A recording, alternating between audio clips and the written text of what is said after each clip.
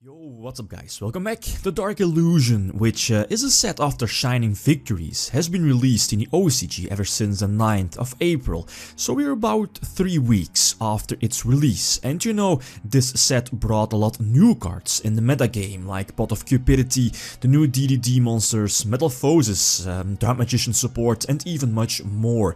Even with a new movie pack, also Blue Eyes Chaos Max, the Ritual Monster, and more cards are available in the current OCG metagame. So let's take a look at their impact on the format over there. From my previous video, as you see here, both BA with variants and Blue Eyes through the first 2 spots, followed by, very surprisingly, back then Cleave Fort or Cleave Forts, DDDs, DD and Monarchs, which, as you know, got a huge hit with their most recent April 1st ban list.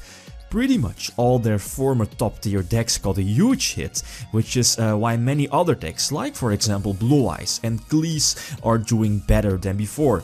So now, the end of April 2016, post release of the Dark Illusion, the movie cards and so on. These are the current statistics. Very important, as always, these are only available topped deck list from past few weeks, counting after April 9, 2016. The Yu-Gi-Oh! Organization website doesn't have access to all the deck lists, so these are the ones that were available. So about 137 deck lists. And they topped a certain tournament like a locals or a regionals, for example. Something also important is a few local tournaments over there opt to play like a casual, under a specific casual list. So that's something to keep in mind. Alright, the first deck here on the list. No surprise it seems, due to all the recent support the deck has been getting.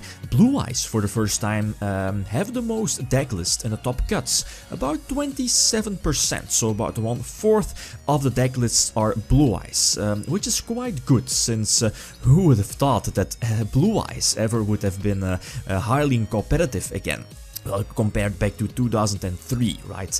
There are a few ways to run the deck, like a more turbo-ish version with Arcbrave and Ravine, more draw cards like you see here, or play the Ritual Blue Eyes version as well.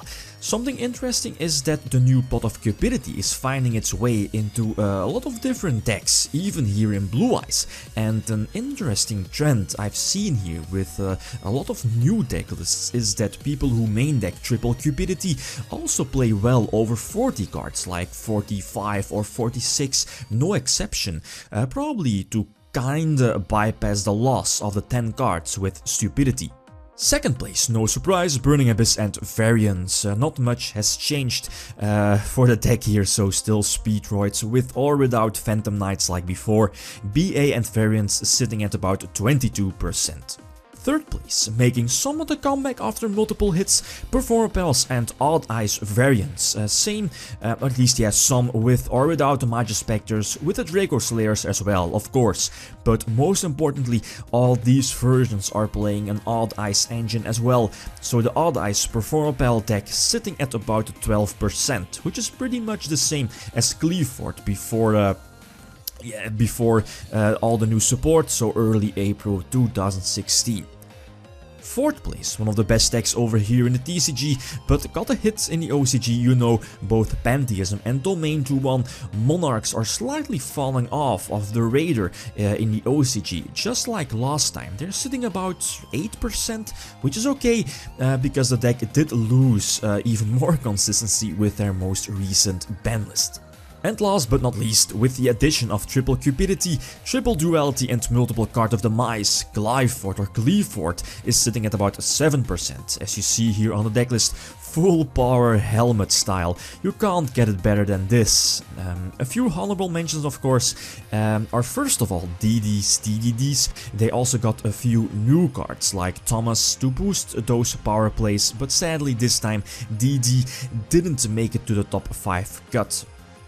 The second deck here is Metalphosis, also a new deck just released, and probably since it's relatively new in the format, people haven't really been playtesting it or trying it out, so I think we can definitely expect more tops from them in the future.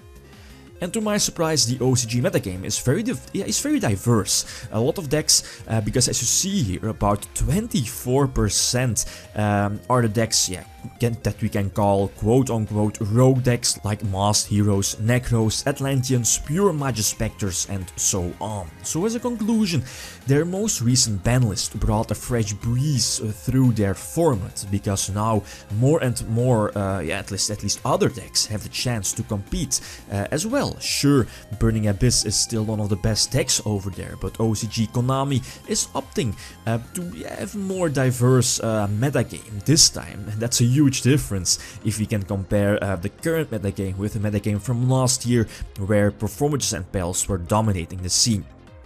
Alright guys, that's it. Thanks for watching and feel free to leave a comment or a like if you enjoyed the video. Lithium signing out. Peace.